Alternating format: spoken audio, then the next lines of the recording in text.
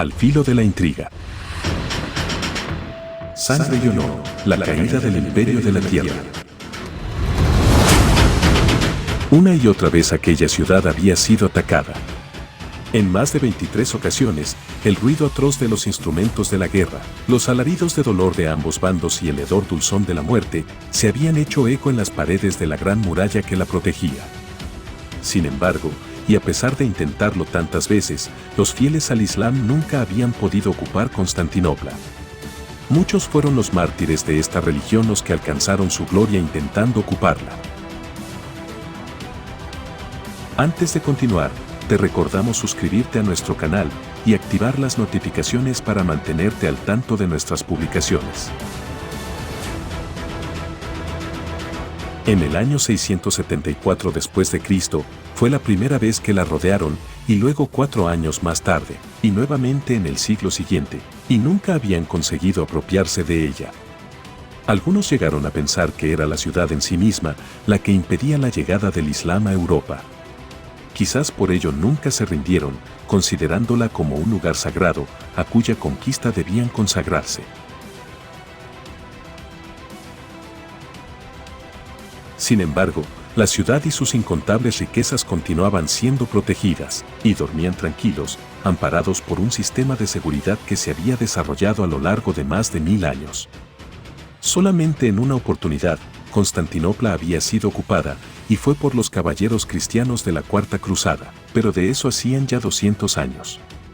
A pesar de que la ciudad ya no era lo que fue en ese entonces, seguían orgullosos y seguros de su destino. Pero por esas cuestiones que desconocemos, sobre la intuición de los grandes líderes, esta vez, Constantino XI sabía que no era igual, que quizás no correrían con la misma suerte de antes. Y que tal vez, la ciudad de Constantinopla caería en manos de los otomanos. Cuando avistó a los más de 60.000 soldados enemigos que acampaban cerca de las murallas, no solo comprendió que sería casi imposible para sus tropas 10 veces menores repeler el inminente ataque, sino que sospechó que todas las medidas que había tomado para reforzar la seguridad de la ciudad sitiada probablemente no servirían de nada. La ayuda que hacía algún tiempo le había pedido al Papa no parecía ya una posibilidad.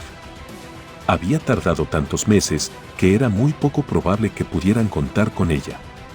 Y por otro lado, la ciudad ya no era tan rica como antes.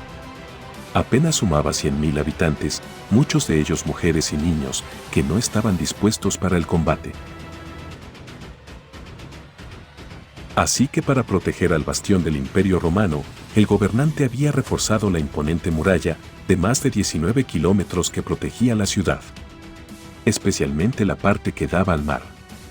Y es que de la invasión cruzada se logró aprender algo.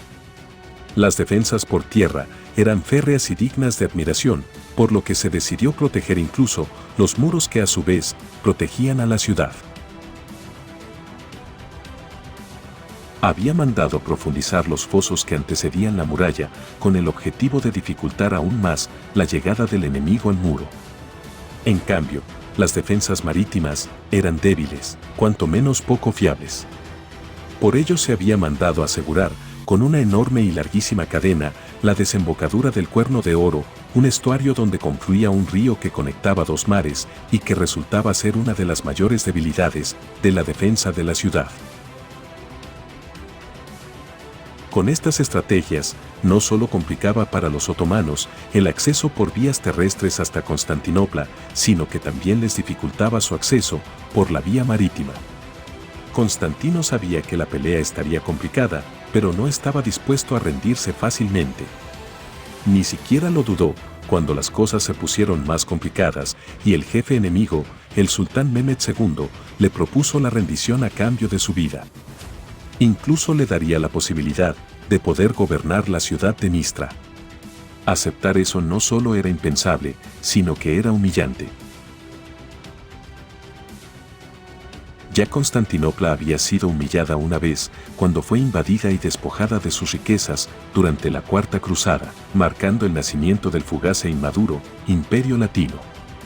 Afortunadamente, al Imperio Bizantino se le otorgó una segunda oportunidad y Constantinopla fue recuperada en pocas décadas. No había cabida para una segunda humillación, así que Constantino se preparó para la guerra. Por su parte, Mehmed II, gobernante de los otomanos acampados, se había preparado muy bien para el combate. Había tomado posición en una elevación, desde la que podía observar casi en su totalidad las fuertes murallas de Constantinopla. Los guardias apostados en las posiciones defensivas podían ver claramente su ubicación, y él estaba consciente de ello. No quería esconderse. Por el contrario, quería demostrar de antemano su superioridad numérica y evitar a toda costa una batalla que a todas luces sería cruenta y sanguinaria. Ninguno de sus intentos diplomáticos por evitar la contienda funcionaron, así que tomó algunas medidas estratégicas.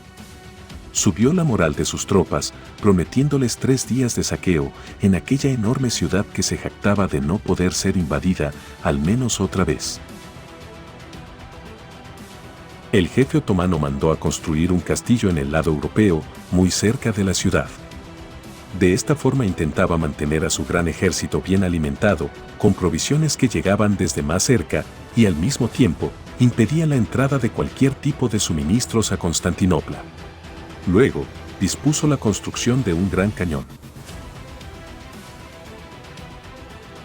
Esta increíble arma le fue encargada a un ingeniero húngaro llamado Orbán, quien había trabajado para Constantino y había padecido de los pagos irregulares de la ya no tan rica Constantinopla. Por ello aceptó con gusto la encomienda, y después de 3 meses, consiguió construir un enorme cañón que medía 8 metros.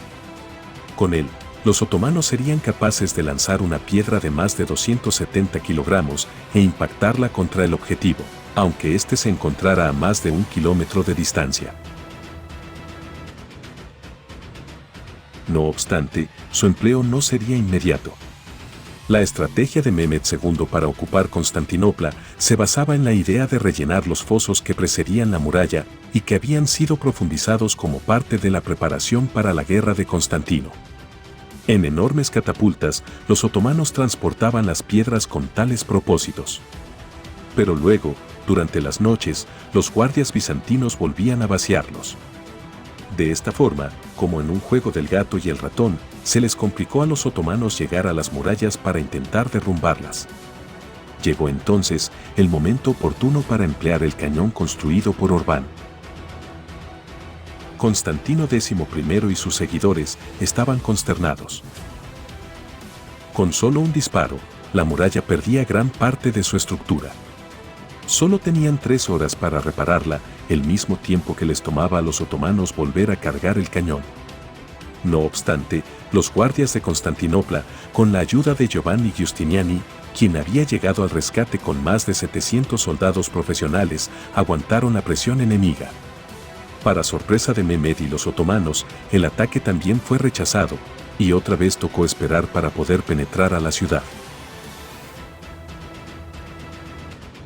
La barrera marítima funcionaba. El cañón destruía poco a poco las murallas, pero a la misma velocidad, los bizantinos las reparaban. Ninguna de las partes se rindió. Los habitantes de Constantinopla estaban exhaustos, pero habían resistido varios días de batalla. Los otomanos habían sufrido muchas bajas, pero no estaban dispuestos a abandonar la empresa. Así es que, 3 días después de la lucha en las murallas, volvieron a intentarlo. Esta vez, Mehmed ordenó que los barcos bordearan la cadena que impedía la entrada a la ciudad desde el mar. Para ello, tuvo que ser creado un camino por los territorios cercanos a la desembocadura del Cuerno de Oro. Los barcos se transportaron sobre rodillos engrasados y más rápido de lo imaginado lograron pasar la barrera. Ya Constantinopla no tenía manera de recibir ninguna ayuda por la vía marítima, ni siquiera de los buques que finalmente enviaba el Papa con el fin de sellar la alianza entre la Iglesia ortodoxa y la cristiana. En vano intentaron Constantino y los suyos atacar a las tropas que se introducían en el Cuerno de Oro. La batalla ahora los rodeaba, por un lado, los continuos asedios y ataques a la muralla por tierra, y por otro, el combate en la desembocadura que daba acceso al mar. Varias semanas pasaron, hasta que llegó un día en que no se escuchaba el sonido de los cañones, ni el de las armas, ni los combatientes. Solo las campanas de la iglesia de Santa Sofía en Constantinopla. Sonaron sin cesar durante todo un día, para que los habitantes no cayeran en el desánimo. Se dice que ese día se rezó por las almas perdidas en la lucha y se dio como perdida la batalla, pero eso ya nunca lo sabremos.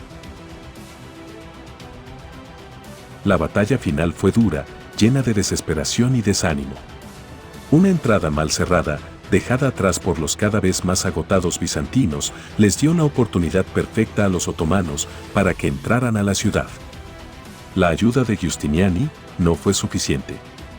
Había sido mortalmente lastimado en batalla, y a pesar de que Constantino le pidió que se quedara a defender la ciudad, Giustiniani fue evacuado debido a la gravedad de sus heridas.